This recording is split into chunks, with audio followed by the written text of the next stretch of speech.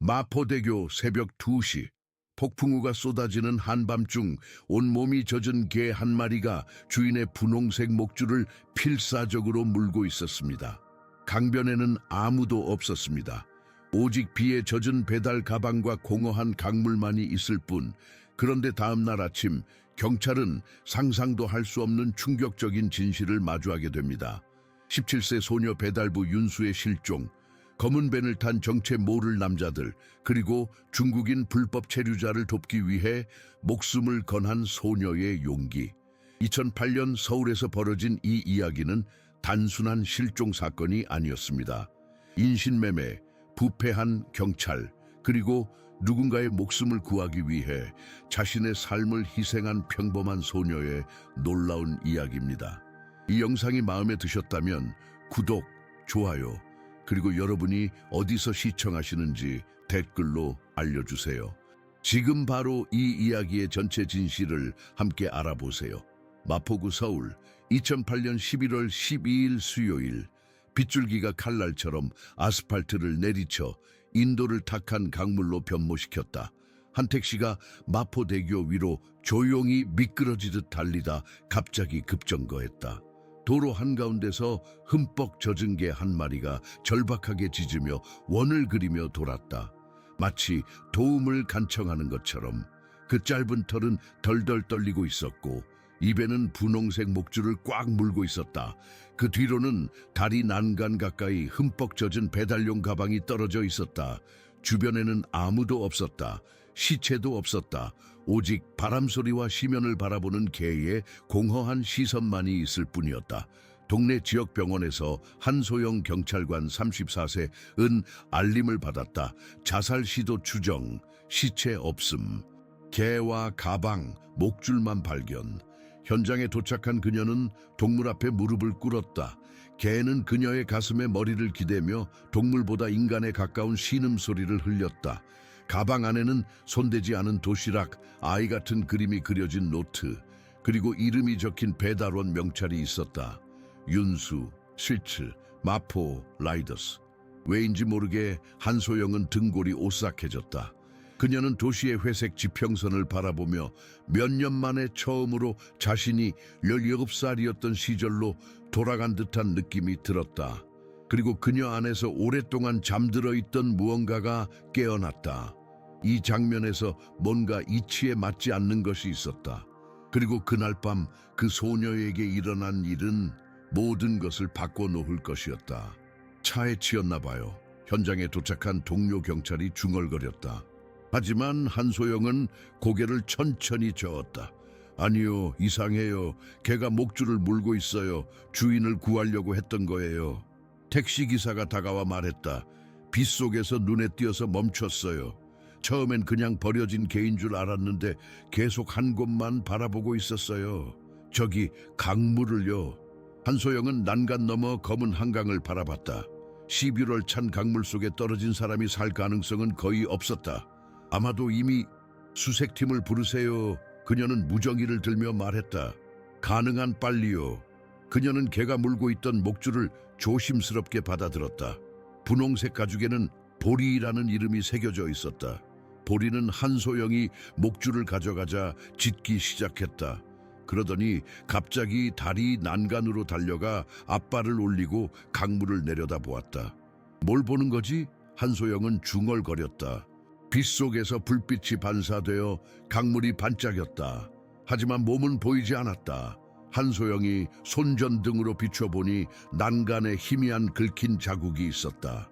누군가 필사적으로 매달렸던 흔적처럼 보였다. 가방 안의 노트에는 아이 같은 글씨체로 배달 주소와 시간이 빼곡히 적혀 있었다. 마지막 페이지에는 오늘도 무사히라는 문장이 쓰여 있었다. 그 옆에는 작은 하트가 그려져 있었다. 배달 명찰 뒷면에는 작은 스티커 사진이 붙어 있었다. 짧은 머리카락에 환한 미소의 소녀가 보리를 안고 있었다. 두 눈 모두 행복해 보였지만 소녀의 눈에는 어딘가 깊은 곳에 슬픔이 감춰져 있는 듯했다. 배달 앱 기록을 확인하세요. 한소영은 지시했다. 마지막 배달이 어디였는지, 누구에게 배달했는지 알아내야 해요. 그녀는 보리를 자신의 채 태웠다. 걔는 계속해서 창문 너머 다리를 바라보며 낑낑거렸다. 걱정 마, 한소영이 속삭였다. 내 주인을 찾아줄게. 수색팀이 도착했을 때 비는 더욱 거세게 내리고 있었다. 강물이 넘실거리며 서울의 불빛을 삼켰다. 한소영은 창문 밖으로 강을 바라보았다. 오래전 그녀도 17살이었을 때 같은 다리에서 친구를 잃었다. 아직도 그 사건은 미해결로 남아있었다. 무슨 일이 있었던 거지? 그녀는 보리의 머리를 쓰다듬으며 중얼거렸다. 전화벨이 울렸다. 배달 기록 확인됐습니다. 윤수의 마지막 배달은 오후 9시 27분 마포구 상수동 4계급 2번지 아파트 17층이었습니다. 한소영은 시계를 확인했다. 지금은 밤 11시 15분이었다. 누구에게 배달됐는지 확인하세요. 그리고 소녀의 어머니에게 연락해 주세요. 그녀는 눈을 감았다. 가슴이 무거웠다. 이런 날씨에 이런 시간에 17살 소녀가 혼자 배달을 하고 있었다는 사실이 그녀를 괴롭혔다. 갑자기 보리가 크게 짖기 시작했다. 한소영이 눈을 떴을 때 조수석에 놓아둔 배달 가방에서 무언가가 반짝이고 있었다. 그녀는 가방 안쪽 주머니를 열어보았다. 작은 방수 케이스 안에 휴대폰이 있었다. 화면은 깨져 있었지만 전원은 켜졌다. 마지막으로 받은 메시지가 화면에 보였다. 오늘 밤 다리에서 기다릴게. 네가 말한 증거 가져와. 그러면 아무에게도 말하지 않을게. 발신자 번호는 알 수 없음으로 표시되어 있었다. 한소영은 등골이 서늘해지는 것을 느꼈다. 이건 자살이 아니었다.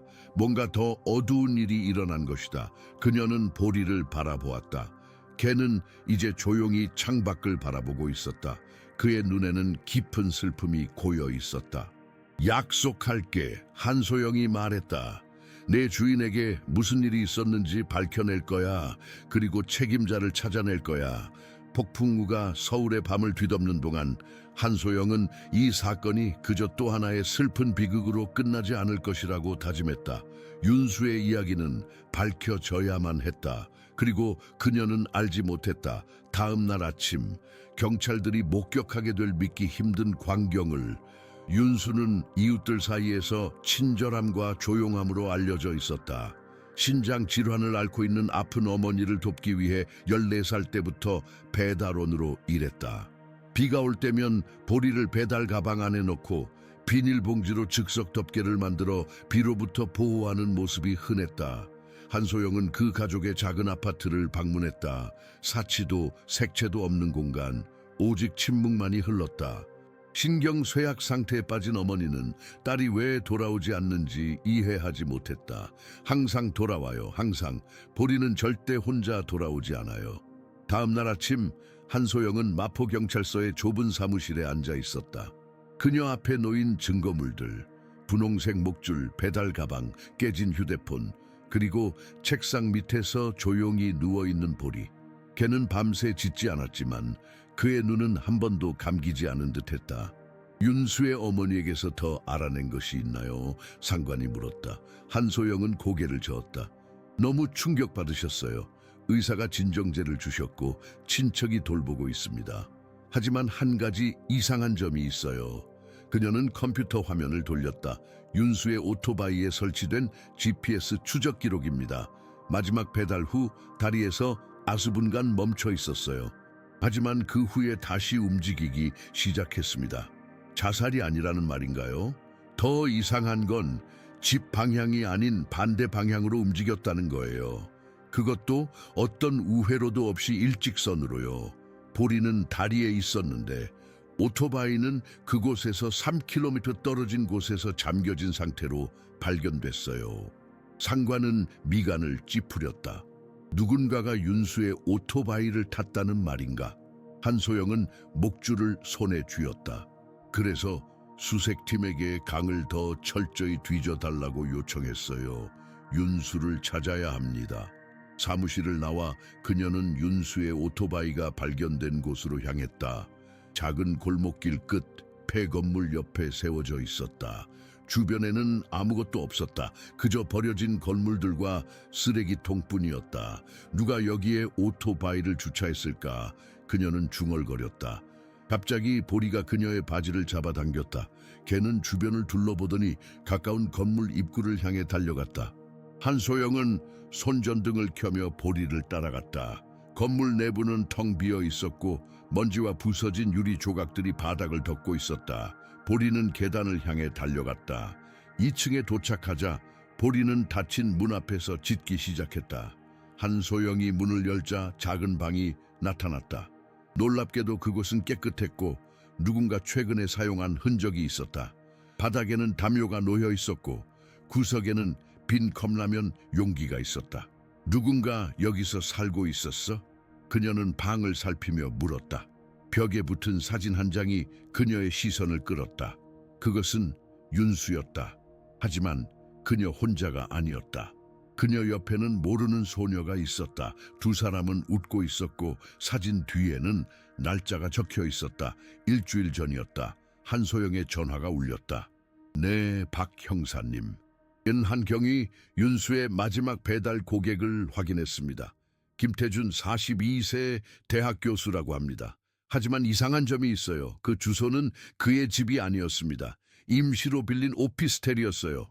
그리고 더 이상한 건 그가 몇 달 전부터 윤수에게만 배달을 요청했다는 거예요. 한소영은 몸이 긴장되는 것을 느꼈다. 그를 찾으세요. 지금 당장요. 그녀는 다시 방을 살피기 시작했다. 담요 아래에서 작은 메모장을 발견했다. 그것은 윤수의 필체였다. 김 교수가 계속 날 따라다녀요.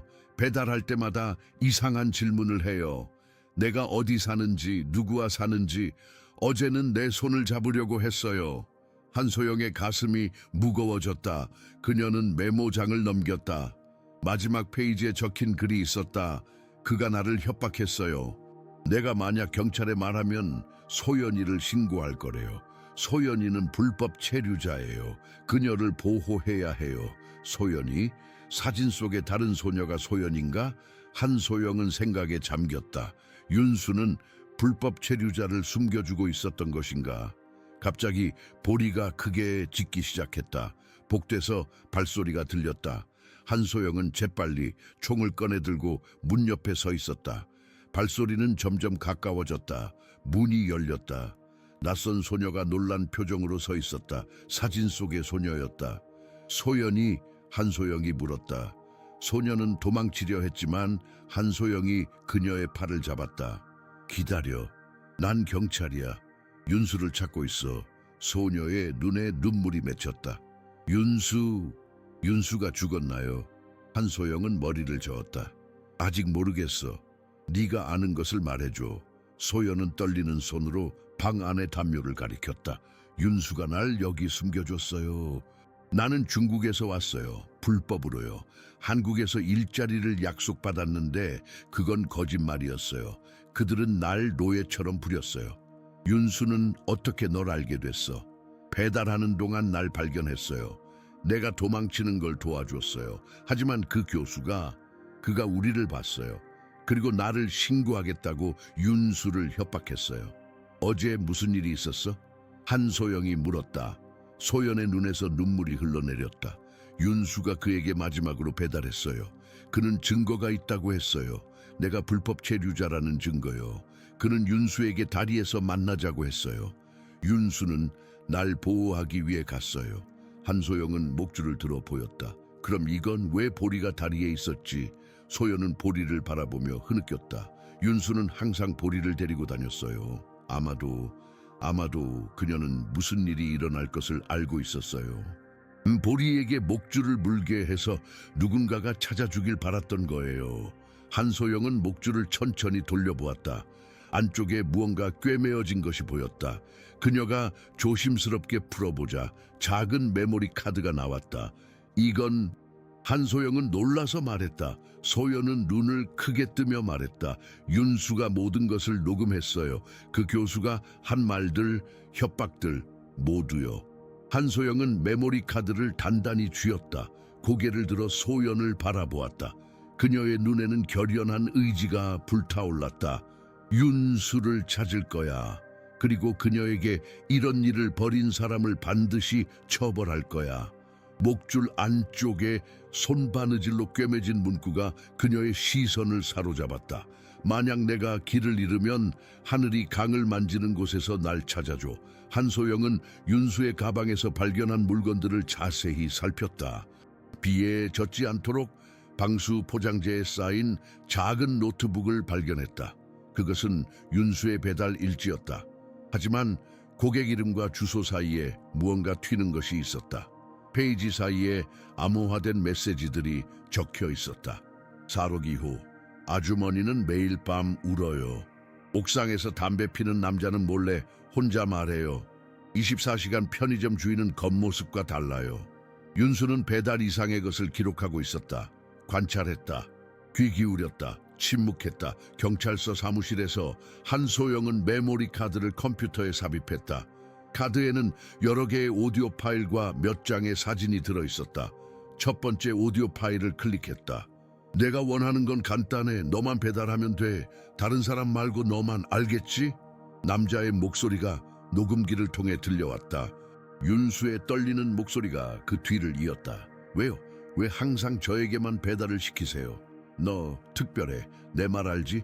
게다가 네가 그 중국 여자를 숨기고 있다는 걸 알아. 경찰에 신고하면 어떻게 될지 알지? 녹음은 갑자기 끊겼다. 한소영은 다음 파일을 열었다. 내일 밤 다리에서 만나 증거를 가져와. 그러면 아무에게도 말하지 않을게. 같은 남자의 목소리였다. 한소영은 마지막 파일을 열었다. 그것은 영상이었다. 떨리는 화면에는 윤수의 얼굴이 보였다. 만약 이 영상을 보고 계신다면 제게 무슨 일이 생겼다는 뜻이에요. 김태준 교수가 저를 협박했어요. 소연이를 신고하겠다고요. 하지만 그게 다가 아니에요. 그는 다른 여자들도 협박했어요. 배달원들, 학생들, 저는 증거를 모았어요. 모두 이 카드에 있어요. 제발 소연이를 도와주세요. 그리고 그를 멈춰주세요. 영상이 끝났다. 한소영의 손이 떨렸다. 그녀는 카드의 다른 폴더를 열었다. 그곳에는 여러 문서와 사진이 있었다. 김태준 교수의 이메일 메시지, 그가 다른 여성들을 괴롭혔다는 증거들. 윤수는 모든 것을 모아두었다. 대단한 아이였어. 한소영은 중얼거렸다. 전화가 울렸다. 한 형사님, 김태준 교수를 찾았습니다. 대학에 있었어요. 한소영은 일어섰다. 가자. 서울대학교 캠퍼스는 가을 낙엽으로 가득했다. 한소영과 동료 경찰이 김태준 교수의 연구실 문을 두드렸다. 들어오세요. 차분한 목소리가 들렸다. 문이 열리자 단정하게 차려입은 중년 남성이 책상 앞에 앉아 있었다. 그의 표정은 평온했지만 눈빛에는 미세한 긴장감이 감돌았다. 김태준 교수님? 한소영이 물었다. 네, 무슨 일이신지요? 그는 미소를 지으며 대답했다. 윤수라는 배달원에 대해 물어볼 게 있습니다. 그의 표정이 미묘하게 변했다. 눈썹이 살짝 움찔했다. 모르는 사람인데요. 한소영은 휴대폰을 꺼내 사진을 보여주었다. 이 소녀입니다. 어젯밤 선생님께 배달했던 소녀요. 김태준은 사진을 무심하게 바라보았다. 아, 배달원이요. 네, 기억나네요. 왜 물으시죠? 그녀가 실종되었습니다. 마지막으로 선생님께 배달한 후에요. 김태준은 안경을 올리며 말했다. 안타깝네요. 하지만 저는 음식만 받고 그냥 들어갔어요. 그 후에 무슨 일이 있었는지는 모릅니다. 한소영은 그의 눈을 똑바로 바라보았다. 선생님, 왜 항상 윤수에게만 배달을 요청하셨나요? 김태준의 얼굴이 굳었다. 무슨 말씀이신지, 그리고 왜 본인 집이 아닌 임시 오피스텔로 배달을 시켰죠? 그건 연구를 위해 가끔 사용하는 공간입니다. 집중이 필요할 때 가끔 가요. 한소영은 가방에서 목줄을 꺼냈다. 윤수에게가 이것을 물고 있었어요. 안에서 메모리 카드가 나왔습니다. 김태준의 얼굴이 창백해졌다. 손가락이 책상 위에서 미세하게 떨렸다. 무슨 말씀이신지 모르겠네요. 제가 무슨 상관이... 선생님은 윤수를 협박했죠. 불법 체류자를 숨겨준다는 이유로. 하지만 그게 다가 아니었어요. 선생님은 다른 여학생들도 괴롭혔어요. 김태준은 갑자기 일어섰다. 이게 무슨 소리죠? 저는 존경받는 교수입니다. 이런 터무니없는 주장을 그냥 넘길 수 없어요. 한소영은 차분하게 대답했다. 메모리 카드에 모든 증거가 있습니다. 선생님의 음성, 메시지, 이메일, 윤수가 다 모았어요. 김태준의 얼굴이 분노로 일그러졌다. 그 계집애가 내가 얼마나 도와줬는데. 순간 그는 자신이 한 말을 깨달았다. 늦었다. 한소영은 이미 녹음기를 켜두었다. 김태준 교수님, 윤수를 마지막으로 본 때가 언제입니까? 김태준은 침을 삼켰다. 변호사를 부르겠습니다. 한소영은 고개를 끄덕였다. 그러시죠. 그동안 저희는 메모리 카드를 분석할 겁니다. 그리고 윤수를 찾을 거예요. 그들이 연구실을 나오려 할 때 갑자기 창문을 통해 무언가가 날아들었다. 작은 돌이었다. 한소영이 창밖을 내다보자 멀리서 보리가 짖고 있었다. 걔 옆에는 소연이 서 있었다. 무슨 일이지? 한소영은 급히 밖으로 달려갔다. 소연은 흐느끼며 말했다. 생각났어요. 윤수가 마지막으로 한 말, 폐건물 지하라고 했어요. 그곳에 무언가 있다고. 한소영은 김태준이 배달 음식을 받았던 오피스텔로 급히 향했다. 낡은 건물의 지하로 내려가는 계단은 어둡고 축축했다. 보리가 앞장서서 달려갔다. 지하실은 거미줄과 먼지로 가득했다. 보리는 구석에 있는 낡은 캐비닛을 향해 짖기 시작했다. 한소영이 캐비닛을 열자 그 안에 작은 가방이 있었다. 가방 안에는 여러 신분증과 여권이 있었다. 모두 여성들의 것이었다. 중국, 베트남, 태국에서 온 여성들의 신분증이었다. 그리고 그 사이에 작은 노트가 있었다. 김태준은 인신매매범이에요. 그는 외국인 여성들을 불법으로 데려와 노동을 강요해요. 나는 우연히 이것을 발견했어요. 그가 날 죽이려 한다면 이 증거가 세상에 알려지길 바라요. 윤수, 한소영의 심장이 빠르게 뛰었다. 이것은 단순한 협박이 아니었다. 인신매매, 감금, 협박, 그리고 아마도 살인까지. 그녀의 시선이 바닥에 떨어진 작은 종이에 닿았다. 그것은 지도였다. 한강 근처에 폐공장 위치가 표시되어 있었다. 그리고 그 위에 윤수의 글씨로 적혀 있었다. 여기에 더 많은 여자들이 있어요. 갑자기 보리가 크게 짖기 시작했다. 발소리가 들렸다. 누군가가 계단을 내려오고 있었다. 한소영은 총을 꺼내들고 그림자 속에 숨었다. 문이 열렸다. 익숙한 실루엣이었다. 김태준 교수, 그의 손에는 무언가가 들려 있었다. 한소영은 숨을 죽였다. 이제 모든 것이 분명해졌다. 윤수의 일기장 마지막 페이지에 있던 흐릿한 글씨, 내가 사라진다면 그것은 내 선택이 아니에요. 누군가가 그 다리에서 날 기다리고 있었어요. 한소영은 윤수의 마지막 3개 배달지를 정확히 따라가기로 결심했다. 강문 앞에서 그녀는 긴장된 표정, 불편한 침묵을 마주했다. 첫 번째 집은 홍대 근처의 오래된 아파트였다. 문을 두드리자 중년 남성이 조심스럽게 문을 열었다. 경찰입니다. 윤수라는 배달원에 대해 몇 가지 물어볼 게 있습니다. 한소영이 말했다. 남자는 주변을 살피더니 빠르게 고개를 저었다. 모르는 사람입니다. 배달은 항상 다른 사람이 가져옵니다. 그의 얼굴에 떠오른 불안감을 놓치지 않은 한소영은 윤수의 사진을 보여주었다. 이 소녀입니다. 사흘 전 저녁에 이 주소로 배달했어요. 남자의 눈이 흔들렸다. 아, 네, 기억나네요. 하지만 음식만 받고 들어갔어요. 더 이상은 모릅니다. 문이 닫히는 순간 한소영은 그가 무언가를 숨기고 있다고 확신했다. 두 번째 배달지는 더 멀리 있었다. 마포구 외곽의 조용한 주택가였다. 이번에는 노인 여성이 문을 열었다. 그녀의 주름진 얼굴은 피곤해 보였지만 눈빛은 날카로웠다. 윤수를 찾고 계시군요. 한소영이 말을 꺼내기도 전에 노인이 말했다. 한소영은 놀랐다. 어떻게 아셨어요? 노인은 주변을 살피더니 한소영을 안으로 초대했다. 작은 거실은 사진으로 가득했다. 대부분 젊은 시절의 사진들이었다. 윤수는 특별한 아이였어요. 노인이 차를 내리며 말했다. 그저 음식만 가져다 주는 게 아니었죠. 종종 이야기도 나누고 내 쓸쓸한 저녁 시간에 잠시나마 빛이 되어 주었어요. 노인은 조심스럽게 서랍에서 종이를 꺼냈다. 이걸 당신에게 줘야 할 것 같아요. 접힌 종이를 펴자 그것은 윤수의 필체로 쓰여진 쪽지였다. 그녀가 제게 말했어요. 누군가가 지난 수요일부터 그녀를 따라다닌다고. 무서웠대요. 한소영은 쪽지를 받아들었다. 누가 그녀를 따라다녔는지 말했나요? 노인은 고개를 저었다. 이름은 말하지 않았어요. 하지만 그는 내가 누구인지 어디 사는지 다 안다고 했어요. 그리고 그가 내 약점을 알고 있다고도 했죠. 한소영은 메모를 주머니에 넣었다. 다른 특이한 점은 없었나요? 그녀가 말한 것, 행동한 것 중에서요. 노인은 잠시 생각에 잠겼다.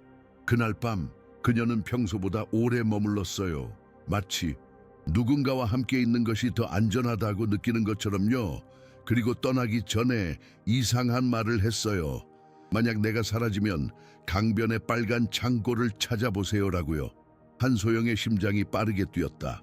빨간 창고요? 한강 근처에 있는 오래된 창고예요. 한때는 물류창고였지만 지금은 버려져 있죠. 세 번째 배달지는 상수동의 작은 편의점이었다. 가게 주인은 30대 초반의 남성으로 윤수에 대한 질문을 듣자마자 긴장한 모습을 보였다. 네, 자주 왔어요. 착한 아이였죠. 그는 말했다. 한소영은 주변을 둘러보았다. CCTV가 있나요? 남자는 고개를 끄덕였다. 네, 하지만 3일치만 저장돼요. 사흘 전 저녁 영상을 볼 수 있을까요? 그는 잠시 망설이다가 한소영을 카운터 뒤로 안내했다. 작은 모니터에서 그는 녹화 영상을 찾기 시작했다. 저녁 18시 45분경 윤수의 오토바이가 가게 앞을 지나가는 모습이 보였다. 그런데 한소영의 눈이 휘둥그레졌다. 윤수의 팔에는 두 번째 헬멧이 걸려 있었다. 그녀는 절대 두 번째 헬멧을 가지고 다니지 않았다. 이상하네요. 한소영이 중얼거렸다. 혹시 그녀가 누군가를 태우고 있었나요? 가게 주인은 화면을 더 자세히 들여다보았다. 아니요, 혼자였어요. 하지만요, 그 헬멧 여기서 산 것 같아요. 당일 오후에 한 남자가 헬멧을 샀거든요. 그리고 윤수에 대해 물어봤어요. 한소영의 등골이 서늘해졌다. 어떤 남자였죠? 잘생기고 단정한 차림의 남자였어요. 40대쯤 돼 보였고 교수처럼 보였어요. 그 남자를 알아보실 수 있나요? 가게 주인이 고개를 끄덕였다. 물론이죠. 항상 같은 질문을 했으니까요. 그녀가 여기서 일하나요? 라고요. 한소영은 김태준의 사진을 보여주었다. 가게 주인의 얼굴이 창백해졌다. 네, 바로 이 사람이에요. 그날 저녁 한소영은 경찰서로 돌아와 모든 정보를 정리했다. 노인의 말대로 한강 근처에 빨간 창고가 있었다. 오래된 물류창고였고 지금은 버려진 상태였다. 내일 아침에 수색팀과 함께 가봐야겠어요. 그녀는 상관에게 말했다. 집으로 돌아가는 길, 한소영은 자신의 아파트 입구에서 보리가 기다리고 있는 것을 발견했다. 그녀는 소연에게 개를 돌봐달라고 부탁했었다. 보리, 왜 여기 있어? 그녀가 물었다. 개는 짖지 않았지만 그의 입에 무언가가 물려 있었다. 작은 천 조각이었다. 한소영이 그것을 펼치자 글씨가 보였다. 소연이 사라졌어요. 누군가 그녀를 데려갔어요. 이웃 한소영의 심장이 멈춘 듯했다. 김태준은 이미 소연을 찾아냈다. 그리고 아마도 윤수에게 했던 것처럼 그녀도 위험에 빠뜨렸을 것이다. 보리가 갑자기 짖기 시작했다. 그는 한소영의 바지를 물고 당겼다. 마치 그녀에게 따라오라고 하는 듯했다. 어디로 가자는 거야, 보리? 한소영이 물었다. 개는 달리기 시작했다. 한소영은 보리를 따라 어두운 거리를 달렸다. 그들은 한강 방향으로 향하고 있었다. 밤하늘의 별은 없었고 오직 도시의 불빛만이 그들의 길을 밝혀주었다. 20분 후 그들은 오래된 창고 단지에 도착했다. 보리는 빨간 창고 앞에서 멈춰섰다. 창고 문은 반쯤 열려 있었고 안에서는 희미한 빛이 새어나왔다. 한소영은 총을 꺼내들고 조심스럽게 문을 밀었다. 창고 안은 대부분 어두웠지만 구석에 작은 랜턴이 놓여 있었다. 그 빛 아래 소연이 묶인 채 바닥에 앉아 있었다. 소연! 한소영이 외쳤다. 소연의 눈에 공포가 서렸다. 그녀는 한소영에게 고개를 흔들었다. 너무 늦었다는 듯이. 갑자기 어둠 속에서 목소리가 들렸다. 마침내 오셨군요, 한 형사님. 한소영은 목소리가 들린 방향으로 총을 겨눴다. 김태준, 당신이 여기 있었군요. 어둠 속에서 김태준이 나타났다. 그의 손에는 권총이 들려 있었고 그것은 소연을 향하고 있었다. 한 발짝이라도 더 가까이 오면 이 아이도 윤수처럼 될 겁니다. 그가 차갑게 말했다. 한소영은 얼어붙었다. 윤수에게 무슨 짓을 했죠? 김태준은 웃음을 지었다. 똑똑한 아이였죠. 너무 똑똑해서 자신의 한계를 몰랐어요. 내 사업에 코를 들이밀지 말았어야 했는데. 당신의 사업? 인신매매를 말하는 건가요? 한소영이 물었다. 김태준의 눈이 커졌다. 알고 있었군요. 윤수가 정말 많은 것을 알아냈나 보네요. 한소영의 손이 떨렸지만 그녀는 총을 단단히 쥐었다. 윤수는 어디 있죠? 지금쯤이면 한강 바닥에 있겠죠. 그가 냉소적으로 대답했다. 그 애는 너무 많은 것을 알았어요. 그리고 이 아이도 마찬가지고요. 창고 밖에서 갑자기 사이렌 소리가 들렸다. 김태준이 놀라 소연에게서 시선을 돌렸다. 한소영은 그 순간을 놓치지 않았다. 그녀는 재빨리 발사했다. 총알은 김태준의 손을 스쳐 지나갔고 그의 총은 바닥에 떨어졌다. 경찰들이 창고로 들이닥쳤다. 김태준은 체포되었고 소연은 안전하게 구출되었다. 창고 밖에서 소연은 떨리는 목소리로 말했다. 윤수는 정말 죽었나요? 한소영은 소연의 어깨를 감싸 안았다. 아직 모르겠어. 하지만 찾아낼 거야. 약속할게. 갑자기 보리가 짖기 시작했다. 걔는 창고 뒤쪽으로 달려갔다. 한소영과 다른 경찰들이 뒤따랐다. 보리는 작은 문 앞에서 멈춰섰다. 문을 열자 계단이 지하로 향하고 있었다. 여기에 뭐가 있지? 한소영이 중얼거렸다. 지하실은 어둡고 축축했다. 손전등 빛 아래 그들은 충격적인 광경을 마주했다. 3명의 젊은 여성들이 묶인 채 바닥에 앉아 있었다. 모두 외국인이었고 겁에 질린 표정이었다. 도와드리러 왔습니다. 한소영이 말했다. 이제 안전해요. 여성들이 구출되는 동안 한소영은 방 구석에 있는 테이블을 발견했다. 그 위에는 여러 서류와 노트가 있었다. 인신매매 네트워크의 증거였다. 그리고 그 옆에 작은 녹음기가 있었다. 한소영이 재생 버튼을 눌렀다. 윤수의 목소리가 들렸다. 내 이름은 윤수입니다. 오늘이 11월 12일. 저는 김태준 교수의 인신매매 네트워크에 대한 증거를 모았습니다. 이 모든 것이 세상에 알려지길 바랍니다. 그녀의 목소리가 떨렸다. 그가 날 죽이려 한다는 것을 알고 있어요. 하지만 이 여성들은 구해줘야 해요. 누군가 제발 그들을 구해주세요. 녹음이 끝났다. 한소영의 눈에서 눈물이 흘렀다. 윤수는 자신의 목숨을 걸고 이 여성들을 구하려 했다. 그리고 그녀는 한소영에게 단서를 남겼다. 하늘이 강을 만지는 곳 달이었다. 모든 것이 시작된 곳. 수색팀에게 다리 주변을 다시 수색하라고 하세요. 한소영이 말했다. 윤수를 찾아야 합니다. 그날 밤 비가 다시 내리기 시작했다. 한소영은 마포대교 위에 서서 검은 강물을 바라보았다. 보리는 그녀 옆에 조용히 앉아 있었다. 찾아낼게. 그녀는 속삭였다. 약속할게, 윤수. 보리의 GPS 추적기를 따라 걔가 혼자 도시를 가로질러 돌아온 경로를 따라 한소영은 놀라운 것을 발견했다. 강 근처에 버려진 창고였다. 걔는 문 앞에서 멈추지 않고 짖었다. 안으로 들어가자 한소영은 소녀의 헬멧을 발견했다. 바닥에는 마른 피가 묻은 천이 있었다. 새벽녘 회색 안개가 한강을 감싸고 있었다. 수색팀이 마포대교 아래를 샅샅이 뒤지고 있었지만 윤수의 흔적은 없었다. 한소영은 보리가 이끄는 대로 강변을 따라 걸었다. 걔는 갑자기 멈추더니 작은 골목길로 방향을 바꿨다. 그들은 오래된 철문 앞에 도착했다. 녹슨 자물쇠가 바닥에 떨어져 있었고 누군가 이미 이곳에 다녀간 흔적이 있었다. 여기가 어디야, 보리? 한소영이 물었다. 걔는 문을 향해 짖기 시작했다. 한소영은 총을 꺼내 들고 천천히 문을 밀었다. 쇠문은 불길한 소리를 내며 열렸다. 내부는 어둡고 축축했으며 먼지 냄새가 강하게 풍겼다. 손전등을 켜자 넓은 공간이 드러났다. 한때는 공장이었던 것 같았다. 여기 누구 있어요? 한소영이 외쳤다. 대답은 없었다. 보리는 망설임 없이 안으로 달려갔다. 한소영은 개를 따라 먼지 쌓인 복도를 지나갔다.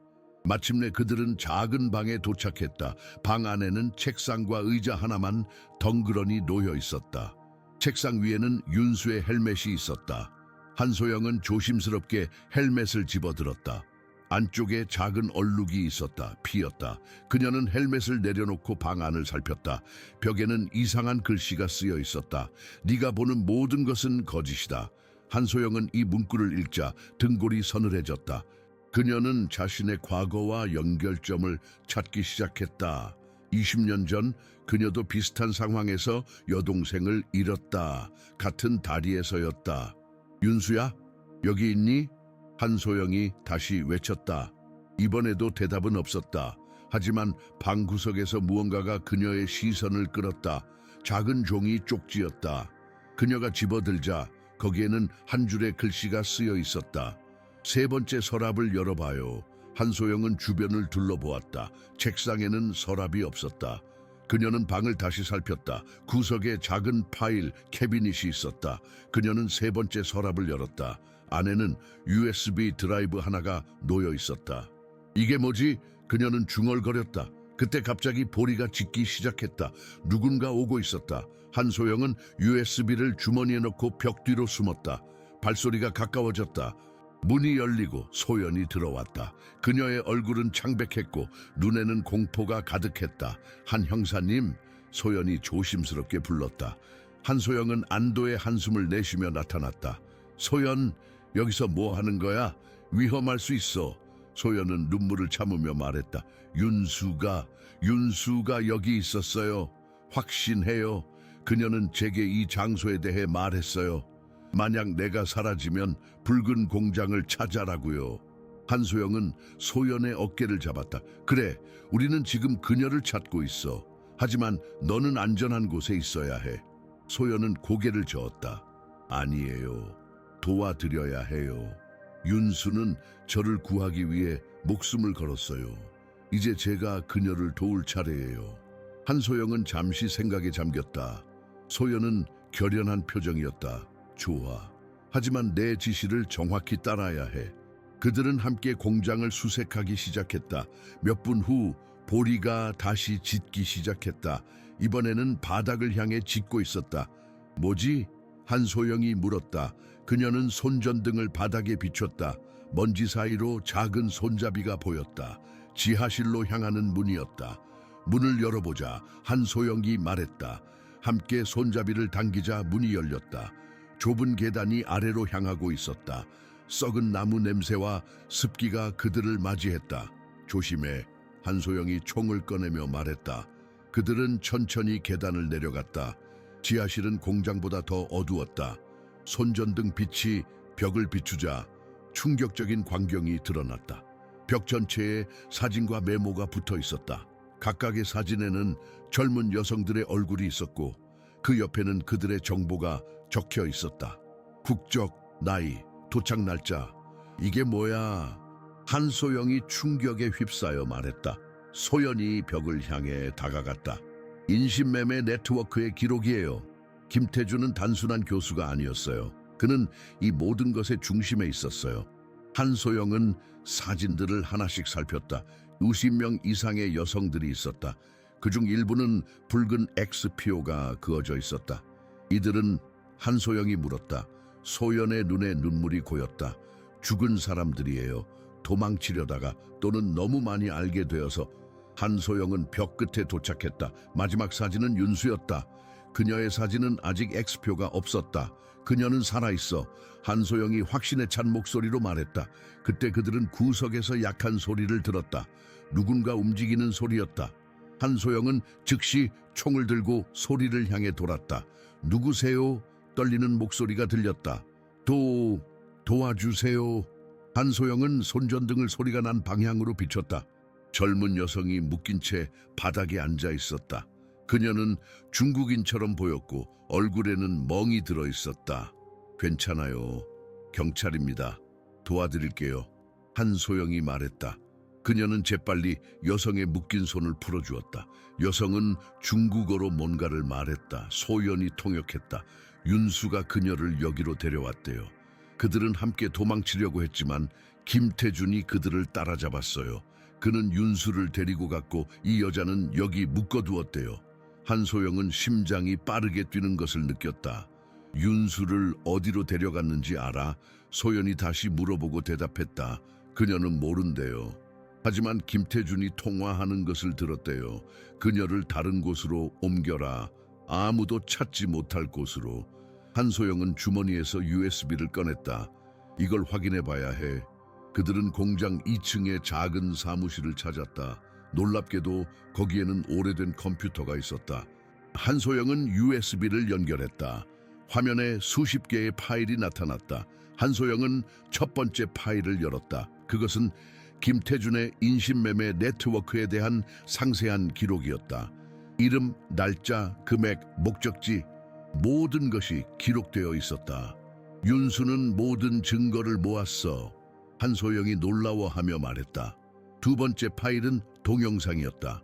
화면에 윤수의 얼굴이 나타났다. 이 영상을 보고 계신다면 저는 아마도 이미 죽었을 거예요. 하지만 제발 이 여성들을 구해주세요. 그들은 무고합니다. 김태준은 수년간 이 네트워크를 운영해왔어요. 그는 돈을 위해 무고한 여성들의 삶을 파괴했어요. 윤수의 눈에 눈물이 고였다. 제가 발견한 것은 더 충격적인 진실이에요. 김태준은 혼자가 아니에요. 그의 뒤에는 더 큰 조직이 있어요. 정치인, 기업인, 심지어 경찰까지. 그들은 모두 이 네트워크의 일부예요. 한소영은 숨을 멈췄다. 경찰? 그녀의 동료 중 누가? 윤수가 계속 말했다. 이 USB에는 모든 증거가 있어요. 이름, 거래 내역, 장소, 모든 것이요. 제발 이 진실이 세상에 알려지게 해주세요. 영상이 끝났다. 한소영은 나머지 파일들을 열었다. 그곳에는 놀라운 양의 정보가 있었다. 그리고 마지막 파일에는 지도가 있었다. 한강 근처에 한 지점이 표시되어 있었다. 이곳이 뭐지? 한소영이 물었다. 소연이 지도를 살폈다. 이건 오래된 물류창고예요. 강 건너편에 있어요. 한소영은 일어섰다. 가보자. 그들이 사무실을 나오려는 순간 갑자기 보리가 크게 짖기 시작했다. 아래층에서 소리가 들렸다. 누군가가 들어오고 있었다. 숨어. 한소영이 소연에게 속삭였다. 그들은 책상 아래로 몸을 숨겼다. 내 발소리가 계단을 올라오고 있었다. 한소영은 총을 단단히 쥐었다. 문이 열리고 놀랍게도 경찰 제복을 입은 남성이 들어왔다. 그는 한소영의 동료였다. 박 형사? 한소영이 놀라서 물었다. 박 형사는 그녀를 보고 놀란 듯했다. 한 형사, 여기서 뭐 하는 거야? 한소영은 조심스럽게 일어섰다. 윤수를 찾고 있어. 너는? 박 형사의 표정이 변했다. 나도 수색 중이었어. 한소영은 그의 눈을 바라보았다. 무언가 이상했다. 그의 눈빛은 차가웠고 손은 미세하게 떨리고 있었다. USB는? 그가 갑자기 물었다. 한소영의 심장이 멎는 것 같았다. 그녀는 USB에 대해 아무에게도 말하지 않았다. 그런데 어떻게 USB가 뭐지? 그녀는 무심한 척 물었다. 박 형사는 웃음을 지었다. 그것은 친절한 웃음이 아니었다. 윤수가 가지고 있던 USB. 김태준이 말했어. 네가 찾았을 거라고. 모든 것이 명확해졌다. 박 형사는 네트워크의 일원이었다. 윤수가 영상에서 말했던 경찰이 바로 그였다. 한소영은 총을 들어 올렸다. 움직이지 마, 박 형사. 넌 체포됐어. 박 형사는 천천히 웃었다. 네가 모든 것을 알게 됐군. 안타깝네. 그가 재킷 안으로 손을 뻗었다. 한소영은 망설이지 않았다. 그녀는 반가쇠를 당겼다. 총성이 공장 전체에 울려 퍼졌다. 한소영은 윤수의 전화 기록을 복구하여 암호화된 번호에서 온 삭제된 메시지들을 발견했다. 법원 명령을 통해 발신자를 확인한 결과 그는 이미 배달원 괴롭힘으로 신고된 적이 있는 고객이었다. 그는 그날 밤의 마지막 배달 고객이었다. 하지만 그의 아파트는 몇 달 동안 비어 있었다. 현장에서 한소영은 잠긴 캐비닛을 발견했고 그 안에는 부분적인 영상이 담긴 부서진 휴대폰이 있었다. 낮은 목소리로 말하는 윤수. 만약 나에게 무슨 일이 일어나도 어머니를 탓하지 마세요. 그녀가 아니에요. 저는 그저 다른 소녀를 보호하려 했을 뿐. 박 형사의 총알은 그녀의 어깨를 스쳐 지나갔다. 날카로운 통증이 번졌지만 한소영은 자신이 쏜 총알이 박 형사의 다리에 맞은 것을 보고 안도했다. 그는 바닥에 쓰러져 고통에 몸부림쳤다. 움직이지 마. 한소영이 경고했다. 그녀는 재빨리 그의 총을 발로 차 멀리 보냈다. 소연이 책상 뒤에서 나왔고 중국 여성은 공포에 질려 문가에 서 있었다. 한소영은 수갑을 꺼내 박 형사의 손목에 채웠다. 박정훈, 넌 체포됐어. 인신매매, 공무원의 의무 위반, 살인미수. 박 형사는 비웃었다. 네가 이길 수 없어, 한소영. 우린 너무 많고 너무 강해. 너는 혼자야. 한소영은 그의 말을 무시하고 휴대폰을 꺼냈다. 그녀가 신뢰할 수 있는 상관에게 전화를 걸려는 순간 박 형사가 말했다. 그녀는 살아있어. 한소영이 멈췄다. 뭐라고? 윤수, 그녀는 살아있어. 적어도 어제까지는. 한소영은 그에게 다가가 무릎을 꿇었다. 어디 있어? 네가 날 풀어주면 말해줄게. 한소영은 비웃었다. 농담하는 거야? 넌 내 도움 없이는 이 건물을 살아서 나갈 수 없을 거야. 박 형사의 얼굴이 일그러졌다. 네가 이해를 못하는군. 내가 연락하지 않으면 그들은 그녀를 죽일 거야. 한소영은 망설였다. 그의 말이 진실일 수도 있었다. 하지만 그를 풀어주는 것은 너무 위험했다. 말해, 지금 당장. 그녀가 어디 있는지. 박 형사는 침을 삼켰다. 한강 남쪽 반포대교 아래 창고. 하지만 시간이 없어. 내가 30분마다 전화를 해야 해. 마지막 전화는 15분 전이었어. 한소영은 즉시 결정을 내렸다. 소연, 그를 지켜봐. 움직이면 쏴. 그녀는 자신의 총을 소연에게 건넸다. 소연의 얼굴이 창백해졌지만 그녀는 단호하게 고개를 끄덕였다. 나 없이는 가지 마세요. 소연이 애원했다. 네가 여기 있어야 해. 내가 오는 즉시 경찰에 연락해 주소를 알려주고 특수부대를 요청해. 한소영은 창고를 빠져나가 차로 달려갔다. 보리는 그녀를 따라 뛰었다. 시간은 오전 9시 20분. 반포대교까지는 15분 거리였다. 차를 몰면서 그녀는 머릿속으로 계획을 세웠다. 도착하면 상황을 살피고 윤수를 찾아야 했다. 하지만 그녀는 혼자였다. 그녀가 경찰임을 밝히면 그들은 즉시 윤수를 해칠 수도 있었다. 반포대교에 도착하자 비가 다시 내리기 시작했다. 한소영은 차를 다리 근처에 세우고 주변을 살폈다. 다리 아래로 내려가는 좁은 길이 보였다. 그녀는 총을 꺼내들고 조심스럽게 내려갔다. 다리 아래는 어두웠다. 강물 소리만이 고요함을 깨뜨렸다. 그녀는 손전등을 켜고 주변을 비췄다. 몇 미터 앞에 낡은 창고 같은 건물이 보였다. 창문은 대부분 깨져 있었고 문은 반쯤 열려 있었다. 한소영은 깊게 숨을 들이쉬었다. 이것은 함정일 수도 있었다. 하지만 윤수가 살아있다면 그녀는 도움이 절실했다. 여기서 기다려, 보리. 그녀는 개에게 명령했다. 보리가 으르렁거렸다. 그는 따라오고 싶어 하는 것 같았지만 한소영은 단호했다. 안 돼. 너무 위험해. 그녀는 총을 꽉 쥐고 창고로 향했다. 문에 다다르자 그녀는 귀를 기울였다. 안에서 희미한 움직임 소리가 들렸다. 누군가가 있었다.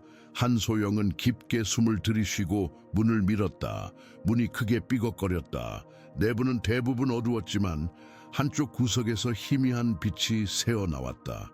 그녀는 총을 들고 조심스럽게 빛을 향해 다가갔다. 구석에 도착하자 그녀는 충격의 말을 잃었다. 윤수가 의자에 묶인 채 앉아 있었다. 그녀의 얼굴은 멍과 상처로 가득했지만 살아있었다. 그녀 옆에는 남자가 서 있었다. 한소영은 즉시 그를 알아보았다. 김태준의 운전사였다. 움직이지 마. 한소영이 총을 겨누며 외쳤다. 남자는 놀라 돌아봤다. 그의 손에는 칼이 들려 있었다. 경찰이라고. 어떻게 여기를. 칼을 내려놔. 당장. 남자는 잠시 망설이다가 칼을 내려놓았다. 박 형사가 말했군. 그 배신자. 땅에 엎드려 손은 머리 위로, 남자는 천천히 그녀의 지시를 따랐다. 한소영은 재빨리 그에게 다가가 수갑을 채웠다. 그러고 나서 그녀는 윤수에게 달려갔다. 윤수야, 괜찮니? 내가 왔어. 이제 안전해. 윤수의 눈이 천천히 떠졌다. 그녀의 입술은 갈라져 있었고 얼굴은 창백했다. 누구세요? 나는 한소영 경찰이야. 네가 남긴 단서를 따라왔어. 윤수의 눈에 눈물이 고였다. 소연이는요? 그녀는 괜찮아요. 응, 그녀는 안전해. 내 덕분에. 한소영은 윤수의 묶인 손을 풀었다. 소녀의 손목에는 밧줄 자국이 깊게 패여 있었다. 움직일 수 있어. 윤수는 천천히 고개를 끄덕였다. 그녀가 일어서려 했지만 다리에 힘이 없어 비틀거렸다. 한소영이 그녀를 부축했다. 천천히, 우리는 시간이 있어. 윤수는 갑자기 고개를 들었다. 아니에요. 시간이 없어요. 그들이 올 거예요. 더 많은 사람들이. 그녀의 말이 끝나기도 전에 창고 밖에서 차 엔진 소리가 들렸다. 누군가가 도착한 것이다. 제기랄. 한소영이 중얼거렸다. 윤수야, 숨을 수 있어.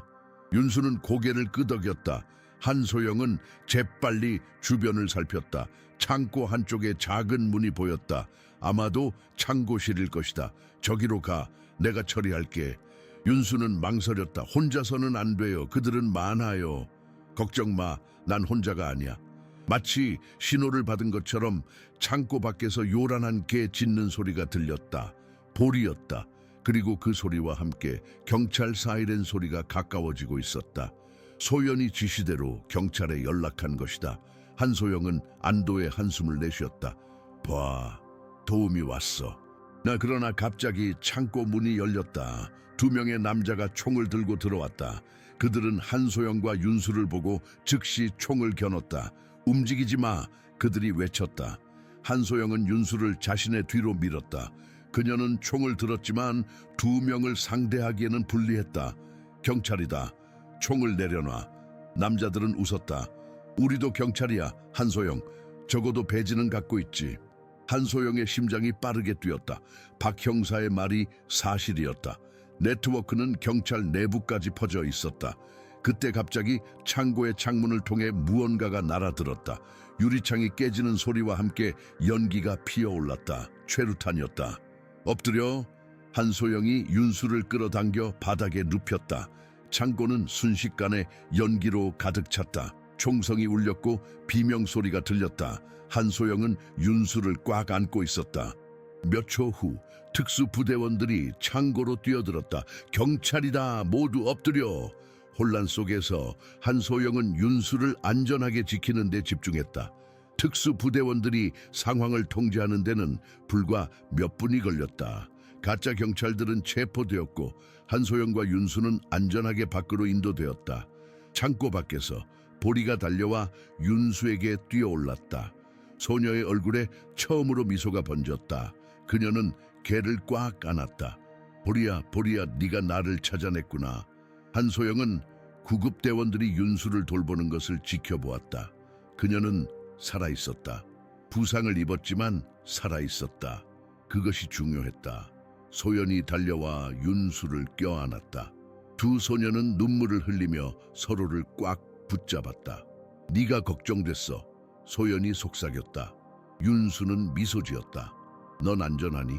그들이 널 찾지 못했어. 한소영 형사님이 나를 보호해 주셨어. 그리고 네가 남긴 단서 덕분에 우리가 너를 찾을 수 있었어. 윤수는 한소영을 바라보았다. 그녀의 눈에는 감사와 존경이 담겨 있었다. 감사합니다. 정말로. 한소영은 미소 지었다. 네가 남긴 모든 증거 덕분이야. 용기가 대단했어. 구급차가 도착했고 의료진이 윤수를 살폈다. 그녀는 탈수 상태였고 여러 부상을 입었지만 생명에는 지장이 없었다. 병원으로 이송해야 합니다. 의사가 말했다. 윤수는 한소영의 손을 잡았다. 가기 전에 이것을 봐야 해요. 그녀는 자신의 옷 안쪽 주머니에서 작은 메모리 카드를 꺼냈다. 여기에 모든 것이 있어요. 이름, 장소, 거래 내역. 그들이 이것을 찾으려고 했어요. 하지만 난 절대 주지 않았어요. 한소영은 카드를 받아들었다. 잘했어, 윤수. 정말 용감했어. 윤수가 구급체에 실리기 전 그녀는 한소영에게 마지막으로 말했다. 제 휴대폰을 확인해 주세요. 부서진 것, 그 안에 영상이 있어요. 한소영은 고개를 끄덕였다. 찾아볼게. 구급차가 떠난 후 한소영은 체포된 남자들이 경찰차에 실리는 것을 지켜보았다. 이것은 시작에 불과했다. 네트워크는 거대했고 많은 사람들이 연루되어 있었다. 하지만 이제 그녀는 증거를 갖고 있었다. 그녀는 윤수가 언급한 휴대폰을 찾기 위해 창고로 돌아갔다. 구석에 부서진 휴대폰이 있었다. 화면은 깨져 있었지만 전원은 들어왔다. 그녀가 갤러리를 열자 하나의 영상 파일이 있었다. 영상을 재생하자 윤수의 얼굴이 화면에 나타났다. 그녀는 조용히 말했다. 만약 나에게 무슨 일이 있어도 어머니를 탓하지 마세요. 그녀가 아니에요. 저는 그저 다른 소녀를 보호하려 했을 뿐이에요. 이 병원에서 윤수의 어머니가 무너져 내렸다. 망상 속에서 그녀는 놀라운 사실을 밝혔다. 윤수가 불법 체류 중인 외국인 소녀를 숨겨주고 있었다는 것이다. 그 소녀는 폭력적인 고객에게 위협받고 있었다. 윤수는 그에게 음식을 배달하고 소녀를 오토바이로 데리고 나오려 했지만 그들은 쫓겨났다. 보리는 결국 주인의 마지막 부탁으로 가방과 함께 다리에 남겨졌다. 윤수는 누군가가 관심을 가져주길 원했다. 한소영은 교회에 숨어있던 외국인 소녀를 찾아냈고 그녀가 밝힌 진실. 윤수가 그녀의 목숨을 구했지만 검은 벤을 탄 남자에게 강제로 끌려갔다. 세종병원의 중환자실 복도는 소독약 냄새와 긴장감으로 가득 차 있었다. 창문 너머로 비가 부슬부슬 내리고 있었고 노란 가로등 빛이 빗방울에 반사되어 마치 눈물처럼 보였다. 한소영은 윤수의 어머니가 있는 방 앞에서 망설이고 있었다. 문을 두드리자 희미한 들어오세요 라는 대답이 들렸다. 방 안은 어두웠다. 단지 침대 옆 작은 스탠드만이 빛을 내고 있었다. 침대 위에는 윤수의 어머니 김미란 사시쇼이 누워 있었다. 그녀의 얼굴은 창백했고 눈 아래에는 검은 그림자가 드리워져 있었다. 딸이 실종된 이후 제대로 잠을 이루지 못한 흔적이었다. 안녕하세요, 김미란 씨. 한소영 경찰입니다. 기억하시죠? 한소영이 부드럽게 물었다. 미라는 천천히 고개를 끄덕였다. 윤수, 내 딸은요? 한소영은 미소를 지으며 그녀의 손을 잡았다. 윤수는 안전합니다. 지금 다른 병원에서 치료 중이에요. 곧 만나실 수 있을 거예요. 미란의 눈에 눈물이 고였다. 그녀의 손이 한소영의 손을 꽉 쥐었다. 정말로 살아있어요? 네, 살아있어요. 부상을 입었지만 목숨에는 지장이 없습니다. 미라는 안도의 한숨을 내쉬었다. 그러나 갑자기 그녀의 표정이 변했다. 공포와 혼란이 뒤섞인 표정이었다. 그들이 내 딸을 데려갔어요. 내가 막지 못했어요. 그녀의 목소리가 떨리기 시작했다. 누가 데려갔다는 말씀이세요? 한소영이 조심스럽게 물었다. 미란의 눈빛이 흐려졌다. 그녀는 마치 다른 세계를 보는 듯했다. 그 사람들, 윤수가 도와준 소녀 때문에 그들이 찾아왔어요. 한소영은 귀를 기울였다. 미란의 상태가 불안정해 보였지만 그녀가 하는 말은 중요한 정보일 수 있었다. 어떤 소녀를 말씀하시는 거죠? 미란은 주변을 살피듯 시선을 돌렸다. 그녀는 목소리를 낮추었다. 윤수가 데려온 소녀, 중국인인가 아닌가? 불법 체류자였어요. 윤수가 그 아이를 우리 집에 숨겨줬어요. 한소영의 심장이 빨라졌다. 소연이 외에 또 다른 소녀가 있었던 것일까? 언제부터요? 몇 주 전부터 윤수가 배달하다가 만났대요. 그 소녀가 울고 있었어요. 누군가를 피해 도망치고 있었대요. 미란의 눈에서 눈물이 흘러내렸다. 윤수는 항상 그랬어요. 다른 사람을 먼저 생각하는 아이였어요. 그 소녀의 이름을 아시나요? 미란은 고개를 저었다.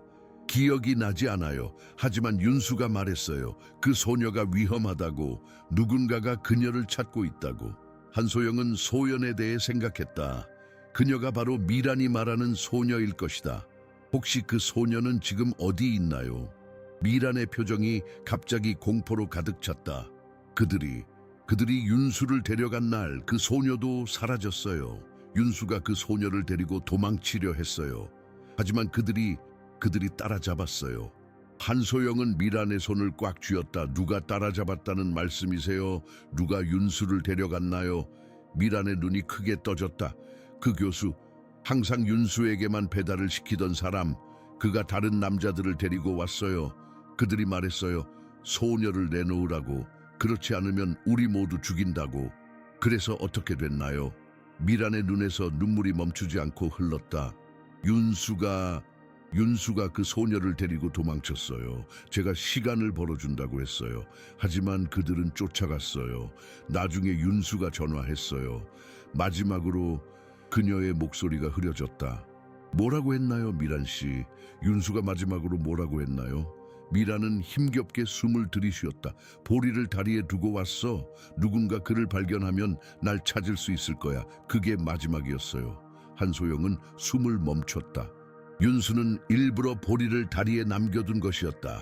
그녀는 누군가가 관심을 기울이기를 바랐던 것이다. 미란은 갑자기 한소영의 팔을 붙잡았다. 그녀의 소나기는 놀라울 정도로 강했다. 그 소녀도 살아있나요? 한소영은 고개를 끄덕였다.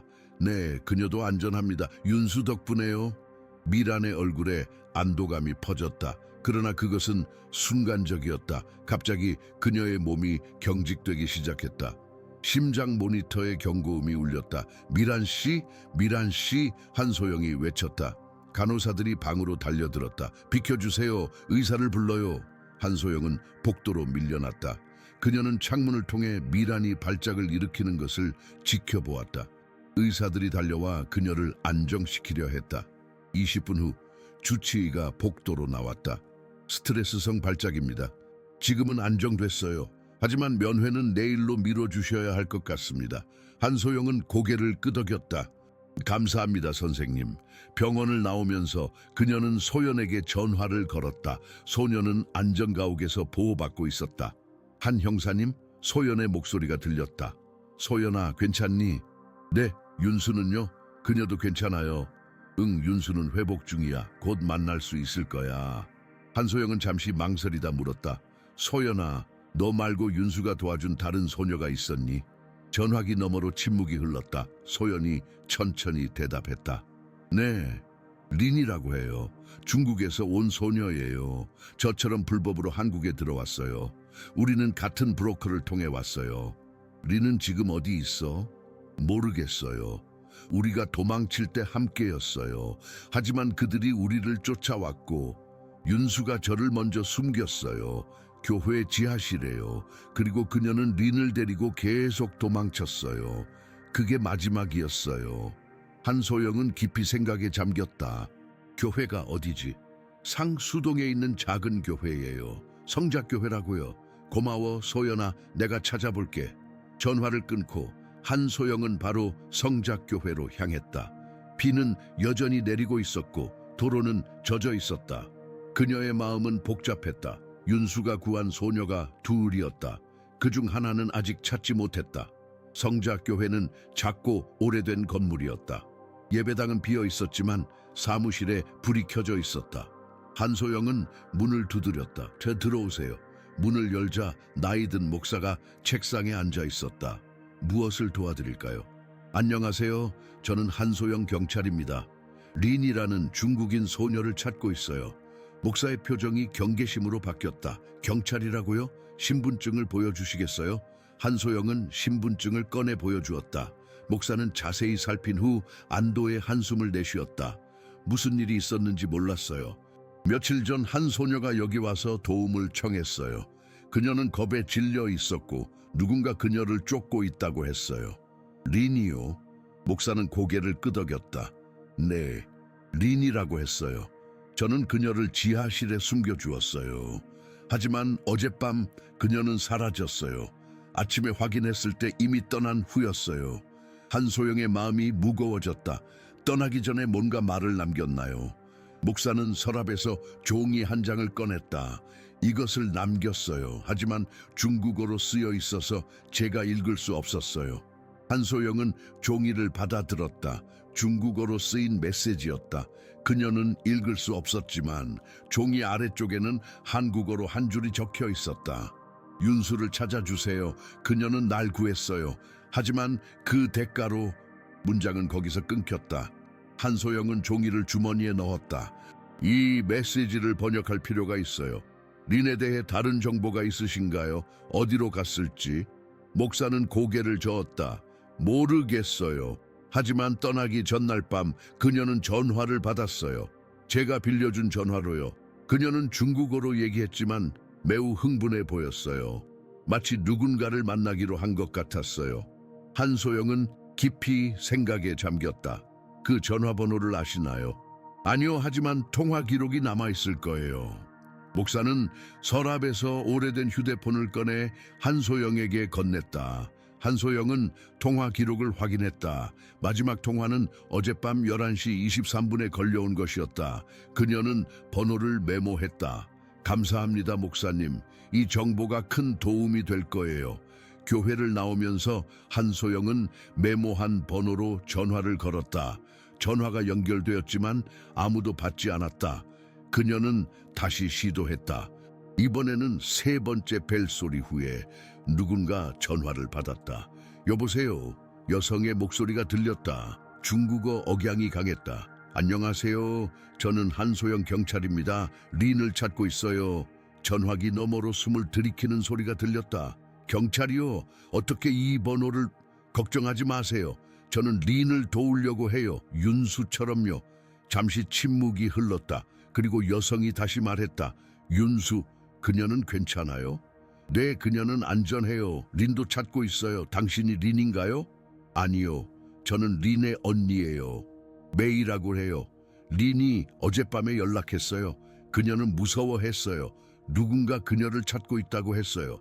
지금 린은 어디 있나요? 제가 그녀를 데리러 갔어요.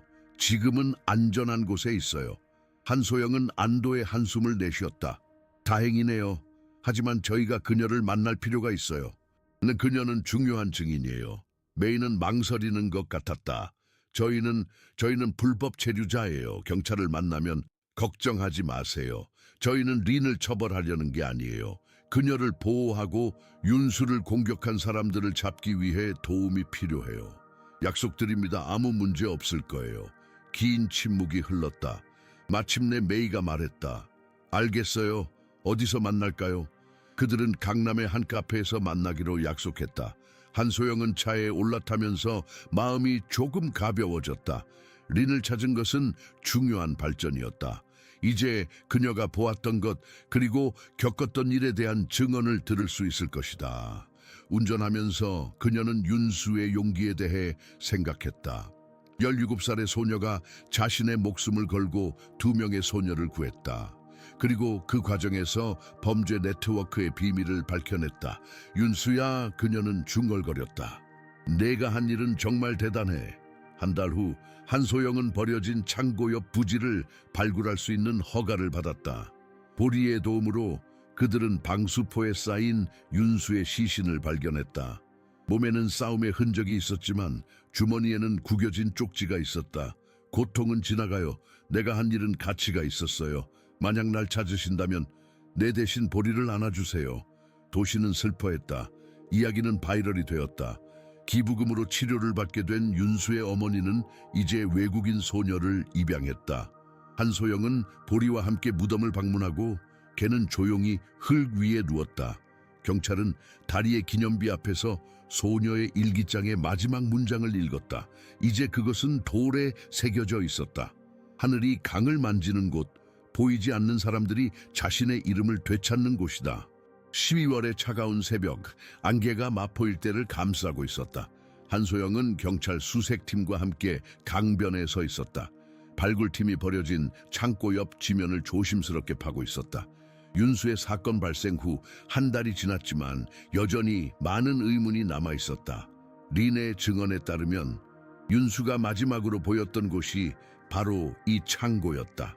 여기를 더 파보세요. 한소영이 지시했다. 겨울바람이 그녀의 볼을 스쳤고 그녀는 코트를 더 단단히 여몄다. 보리가 갑자기 짖기 시작했다. 걔는 발굴 지역의 특정 부분을 향해 달려갔다. 모두의 시선이 그곳으로 향했다. 보리는 바닥을 긁기 시작했고 그의 발톱 아래에서 무언가가 드러났다. 여기요. 한 경찰관이 외쳤다. 발굴팀이 더 조심스럽게 흙을 파헤쳤다. 검은 비닐 같은 것이 보였다. 그들이 더 파내자 그것은 시신을 감싼 방수포임이 밝혀졌다. 한소영의 심장이 무거워졌다. 그녀는 이미 알고 있었지만 여전히 이 순간을 위해 준비가 되어 있지 않았다. 법의학팀이 신중하게 방수포를 열었다. 안에는 윤수의 시신이 있었다. 그녀의 얼굴은 평화로워 보였지만 몸에는 싸움의 흔적이 있었다. 손목에는 결박 흔적이 남아 있었고 목에는 멍이 들어 있었다. 질식사로 추정됩니다. 법의학자가 초기 검사 후 말했다. 사망 시간은 약 4주 전으로 보입니다. 한소영은 고개를 끄덕였다. 윤수가 실종된 바로 그날 밤이었다. 그녀는 무릎을 꿇고 윤수의 얼굴을 바라보았다. 미안해 윤수야, 너무 늦었어. 법의학팀이 시신을 조사하던 중 한 조사관이 외쳤다. 뭔가 있어요. 그는 윤수의 재킷 주머니에서 작은 종이를 꺼냈다. 구겨진 노트 종이였다. 한소영이 조심스럽게 펼쳤다. 윤수의 필체로 쓰여진 메모였다. 고통은 지나가요. 내가 한 일은 가치가 있었어요. 만약 날 찾으신다면 내 대신 보리를 안아주세요. 한소영의 눈에 눈물이 고였다. 윤수는 자신이 죽을 것을 알고 있었다. 그리고 마지막 순간까지 다른 사람을 걱정했다. 담요 좀 가져와 주세요. 한소영이 말했다. 그녀를 덮어야 합니다. 시신이 수습되고 검시를 위해 이송되는 동안 한소영은 강변에 서서 흐르는 강물을 바라보았다. 보리가 그녀 옆에 앉아 있었다. 개의 눈에도 슬픔이 깃든 것 같았다. 그녀는 용감했어. 한소영이 보리의 머리를 쓰다듬으며 말했다. 너보다 더 용감했지. 경찰서로 돌아가는 길 한소영의 전화가 울렸다. 상관이었다. 한 형사 김태준과 다른 용의자들의 재판이 다음 주에 시작됩니다. 검찰에서 모든 증거를 검토했고 특히 윤수가 남긴 USB의 내용이 결정적일 것 같습니다. 네, 알겠습니다. 그리고 윤수의 이야기가 언론에 공개됐습니다. 사람들이 큰 충격을 받았습니다. 소셜미디어에서 폭발적인 반응이 일어나고 있어요. 한소영은 놀랐다. 정말요? 네.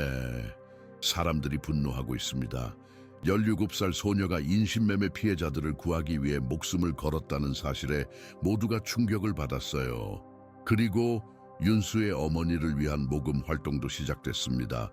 신장 치료를 위한 기금이요. 한소영의 마음이 따뜻해졌다. 적어도 이런 작은 위안이라도 있어 다행이었다. 그날 저녁 그녀는 윤수의 어머니를 만나기 위해 병원을 방문했다. 미란의 상태는 많이 호전되어 있었다. 그녀는 침대에 앉아 창밖을 바라보고 있었다. 김미란 씨. 한소영이 조용히 불렀다. 미란이 돌아보았다. 그녀의 얼굴은 여전히 창백했지만 눈빛은 이전보다 명확해 보였다. 한 형사님 들어오세요. 한소영은 침대 옆에 앉았다. 그녀는 어떻게 이야기를 꺼내야 할지 고민했다. 윤수를 찾았죠. 미란이 먼저 물었다. 한소영은 놀랐다. 어떻게 아셨어요? 어머니의 직감이죠. 미란의 눈에 눈물이 고였다. 그 아이는 이제 평화롭게 쉬고 있겠죠. 한소영은 고개를 끄덕였다. 네, 윤수는 매우 용감했어요. 그녀가 남긴 증거 덕분에 많은 사람들이 구출됐습니다. 그리고 범인들도 체포됐고요. 미란은 잠시 침묵했다. 그리고 깊은 한숨을 내쉬었다. 그 아이는 항상 다른 사람을 먼저 생각했어요. 어릴 때부터요. 제가 아플 때도 그 아이는 학교를 포기하고 일을 시작했어요. 엄마, 괜찮아. 나중에 공부하면 돼라고 말했죠. 한소영은 미란의 손을 잡았다. 윤수가 구한 소녀들이 찾아뵙고 싶어 해요. 괜찮으시겠어요? 미란은 놀란 표정을 지었다. 정말요, 그 아이들이? 네. 특히 소연이가요. 그녀는 윤수 덕분에 목숨을 구했어요. 지금은 보호시설에 있지만 언제든지 만나 뵙고 싶어 해요. 미란의 눈에 눈물이 흘렀다. 그러면 좋겠어요. 윤수가 소중히 여긴 사람들을 만나고 싶어요. 다음 날 한소영은 소연과 린을 데리고 병원을 방문했다. 두 소녀는 긴장한 모습이었지만 미란을 만나자 감정이 북받쳤다. 소연은 미란의 손을 잡고 울기 시작했다. 정말 죄송해요, 아주머니. 윤수가 저 때문에. 미란은 고개를 저었다. 아니야, 그런 말 하지 마. 윤수는 네가 안전하길 바랐어. 그게 그 아이가 원한 거야. 린도 눈물을 흘리며 중국어로 뭔가를 말했다. 소연이 통역했다. 윤수는 그녀의 영웅이래요. 그녀가 없었다면 린은 이미 죽었을 거래요. 그들의 만남은 감동적이었다. 미라는 두 소녀에게 윤수의 어린 시절 이야기를 들려주었고 소녀들은 윤수가 어떻게 그들을 구했는지 이야기했다. 몇 주 후 한소영은 놀라운 소식을 들었다. 미란이 소연을 입양하기로 결정했다는 것이다. 윤수의 자리를 대신할 수는 없지만 적어도 그녀의 빈자리를 조금이나마 채울 수 있을 것이다. 정말 멋진 결정이세요? 한소영이 미란을 방문했을 때 말했다. 미란은 미소를 지었다. 그녀의 얼굴에는 이전에 없던 평화로움이 있었다. 윤수가 원했을 거예요. 그리고 소연이는 특별해요. 윤수처럼요. 미란의 건강 상태도 호전되고 있었다. 윤수의 이야기가 알려진 후 많은 사람들이 기부금을 보내왔다. 그 덕분에 미란은 더 나은 치료를 받을 수 있게 되었다. 재판이 진행되는 동안 한소영은 윤수의 이야기를 세상에 알리기 위해 노력했다. 그녀의 용기와 희생이 잊혀지지 않도록 마포대교에는 작은 기념비가 세워졌다. 윤수의 사진과 함께 그녀의 일기장에서 발견된 마지막 문장이 새겨져 있었다. 하늘이 강을 만지는 곳, 보이지 않는 사람들이 자신의 이름을 되찾는 곳이다. 기념비 앞에는 항상 꽃이 놓여 있었다. 사람들은 윤수의 이야기에 깊은 감동을 받았고 그녀를 잊지 않았다. 1년 후 한소영은 윤수의 무덤을 방문했다. 보리가 그녀와 함께였다. 걔는 이제 한소영과 살고 있었다. 무덤 앞에 도착하자 보리는 조용히 흙 위에 누웠다. 마치 그의 주인과 다시 만난 것처럼 한소영은 무덤 앞에 꽃을 놓았다. 안녕 윤수야, 잘 지내고 있니? 바람이 부드럽게 불어왔다. 멀리서 종소리가 들렸다. 네가 구한 소녀들은 모두 잘 지내고 있어. 소연이는 이제 내 엄마와 살고 있어. 그리고 린은 합법적인 체류 자격을 얻었어.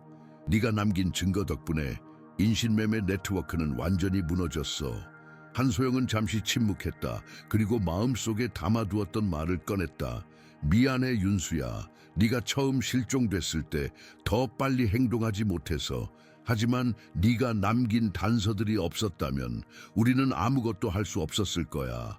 넌 정말 대단했어. 그녀는 윤수의 사진을 바라보았다. 사진 속 소녀는 환하게 웃고 있었다. 보리를 안고 있는 모습이었다. 보리는 잘 지내고 있어. 매일 네가 보고 싶어 하는 것 같아. 하지만 걱정하지 마. 내가 잘 돌봐주고 있으니까. 한소영은 무덤에서 일어났다. 돌아가려는 순간 보리가 갑자기 짖기 시작했다. 하지만 그것은 슬픈 울음이 아니었다. 마치 기쁨의 표현 같았다. 뭐지, 보리? 한소영이 물었다. 걔는 다시 무덤 위에 누웠다. 그리고 평화롭게 눈을 감았다. 햇살이 그의 털 위로 따뜻하게 내리쬐었다. 한소영은 미소를 지었다. 어쩌면 이 순간 윤수의 영혼이 그들과 함께하고 있는지도 모른다고 생각했다. 그녀는 마지막으로 무덤을 바라보았다. 고마워 윤수야. 네가 보여준 용기와 사랑은 우리 모두에게 큰 가르침이 됐어. 편히 쉬어. 한소영이 묘지를 떠날 때 바람이 다시 불어왔다. 그리고 어디선가 들려오는 속삭임 같은 소리가 있었다. 고통은 지나가요. 내가 한 일은 가치가 있었어요.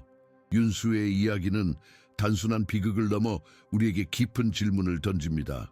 이 세상에는 보이지 않는 영웅들이 있습니다. 매일 배달을 하며 주변의 아픔을 보았던 17세 소녀, 자신의 안전보다 타인의 생명을 먼저 생각했던 그녀. 만약 여러분이 윤수의 입장이었다면 타인을 위해 자신의 목숨을 걸 수 있었을까요? 우리는 일상에서 얼마나 많은 윤수를 지나치고 있을까요? 하늘이 강을 만지는 곳, 보이지 않는 사람들이 자신의 이름을 되찾는 곳이다. 윤수가 남긴 이 말처럼 때로는 가장 작은 목소리가 가장 큰 진실을 말합니다. 한 소녀의 용기가 수많은 생명을 구했고 거대한 범죄 조직을 무너뜨렸습니다. 우리 주변에 보이지 않는 사람들에게 관심을 가진다면 어쩌면 우리도 또 다른 윤수가 될 수 있을지 모릅니다. 이 감동적인 이야기가 마음에 닿으셨다면 채널 구독과 좋아요, 그리고 주변 사람들과 공유해 주세요. 여러분의 작은 관심이 또 다른 윤수의 이야기를 세상에 알릴 수 있습니다. 고맙습니다.